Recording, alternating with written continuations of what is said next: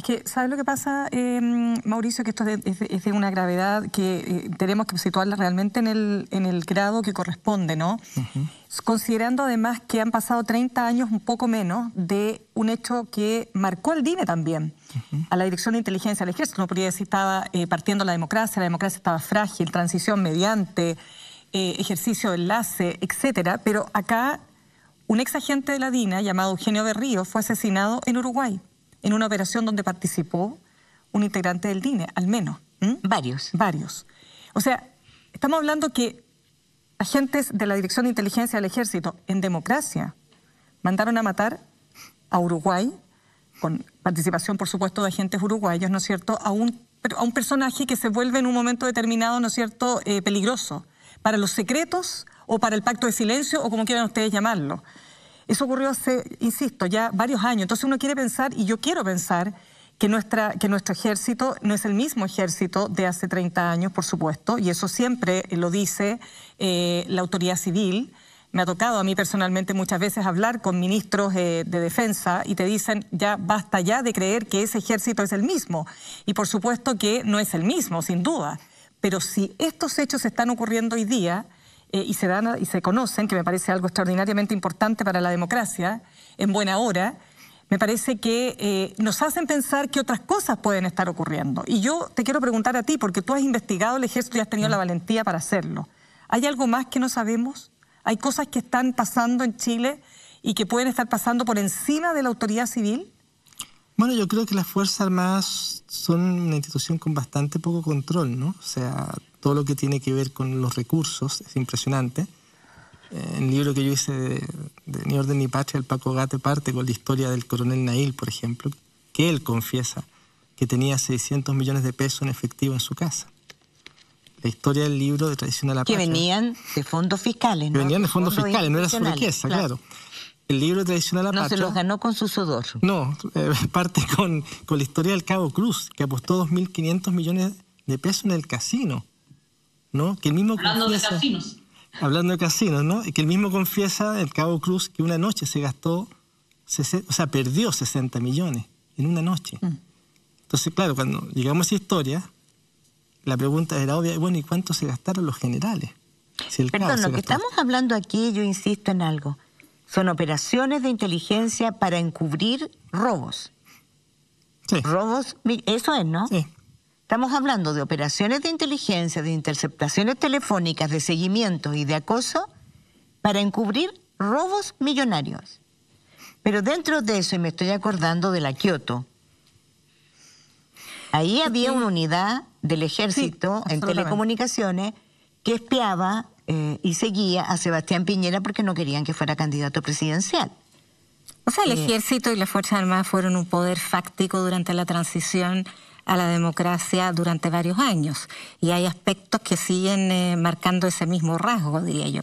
Y el sistema de inteligencia, que no era sistema, era inteligencia militar nomás, no existía sistema de inteligencia al principio de la democracia, finalmente se volcó hacia la generación de operaciones políticas o espionaje político. Y lo que tú mencionas, Mónica, que fue el año 93, me parece. Claro, el Piñera Gate también se llamaba, porque fue el espionaje del Comando de Telecomunicaciones del Ejército. Pero ahí había un coronel Dosso que dirigía una sección de interceptaciones políticas. Claro, y era para incidir en la designación del candidato presidencial de Renovación Nacional. O sea, estamos hablando de que el Ejército de Chile estaba involucrado en la designación de candidatos presidenciales. Poco antes, Alejandra hizo un reportaje, el 92, Alejandra, si no me equivoco. El 91, del caso Charlie. O sea, esta democracia partió despiada. Y a lo mejor tú nos puedes contar un poco más de cómo se detectó desde el diario La Época la existencia de dispositivos de espionaje a la moneda y a las organizaciones sociales y a la democracia desde el comienzo, ¿no? Sí, el caso Charlie se nos enmudeció. Que llegó a La Época por cuenta propia, se quería retirar de las labores de espionaje, que él posaba como un militante de izquierda. De hecho, él había sido militante de izquierda y tenía como esa estética. Y a él, el DINE, le encargaba ir a meterse a las reuniones políticas de distinto tipo, que había mucha organización social todavía constituida que había participado en las protestas y el retorno a la democracia. Se iban a meter al CODEPU, se metían a la coordinadora de pobladores, él se metía en las reuniones de partidos políticos y le llevaba al DINE material que diríamos hoy día era bien guachaca, y aquí comparto un poco lo que dice Mauricio, porque eran, no sé, por los petitorios, las acciones políticas que iban a llevar a cabo, pero para el DINE parecía probablemente interesante. En ese tiempo no había internet, no había nada, y querían enterarse de quiénes participaban, qué es lo que pedían. Y también hubo espionaje de parte de este agente Charlie a algunos dirigentes políticos del gobierno de Elwin. Todo esto parecía un cuento de hadas, digamos, o algo inventado por este personaje, pero él nos dio teléfonos con los cuales se contactaba con los agentes de la DINE, y nosotros investigamos esos teléfonos, coincidían. Y además le sacamos una foto con Miguel Ángel Larrea, que le hago un homenaje aquí porque nos subimos a la azotea de un edificio en el Paseo Ahumada y vimos el momento. Él nos había dado ese punto de encuentro cuando el agente le entregó material recopilado a un funcionario del ejército que luego pudimos identificar. Escalcado de la escena que pillaron. Y finalmente ese año, todavía estaba Pinochet como comandante en jefe del ejército.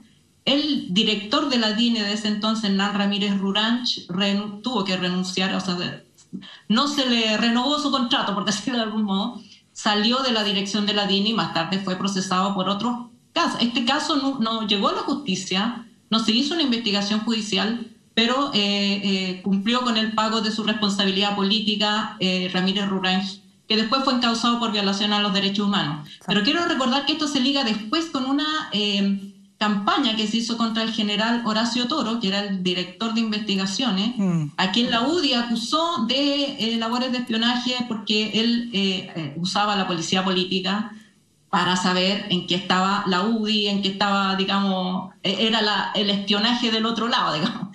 Y también salió Horacio Toro por eso. Y desde ahí quedó como sentada la idea de que ni investigaciones, ni el ejército, ni ninguna institución podía hacer espionaje interno en Chile con motivaciones políticas, y sin embargo vemos que sigue ocurriendo. No, y no solo ahora, en aquel remoto pasado, sino que durante el estallido social supimos que Carabineros espiaba a la CUT, a las reuniones de organizaciones sociales, se infiltraba en los MIDA.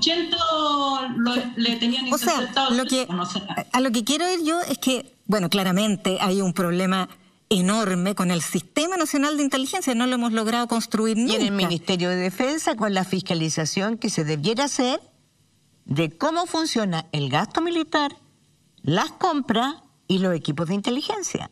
Porque, digamos las cosas por su nombre, el ministro de Defensa parece ser una decoración, ¿no?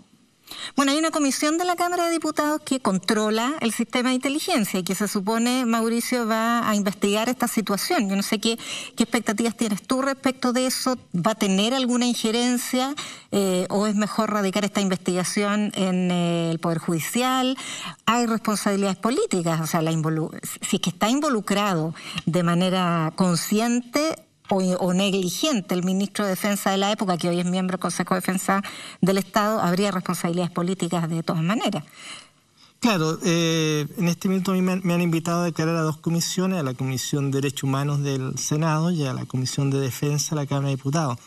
Yo a la Comisión de Inteligencia no voy por principio, porque las cosas secretas no me gustan, y es una comisión donde todo es secreto, ¿no? Y no me parece que eso sea prudente ni necesario en un tema como este frente al país, ¿no? Yo lo que sí creo, y creo que eso es sumamente importante, es que yo sé que hoy día como país tenemos cierta desesperanza, cierta desazón por todo lo que estamos viviendo, ¿no? Lo que hablaban ustedes de la pandemia, la crisis económica con más de un 10% de cesantía, con 26% de trabajo informal, pero estamos a puertas de una elección que es la más importante de nuestra historia, que es la elección que nos va a permitir tener una nueva constitución. Y estamos a puertas de que este gobierno se acabe. Entonces los tipos que hicieron esto, en un par de meses más van a estar en la calle. Ya no va a tener sus charreteras de defensa.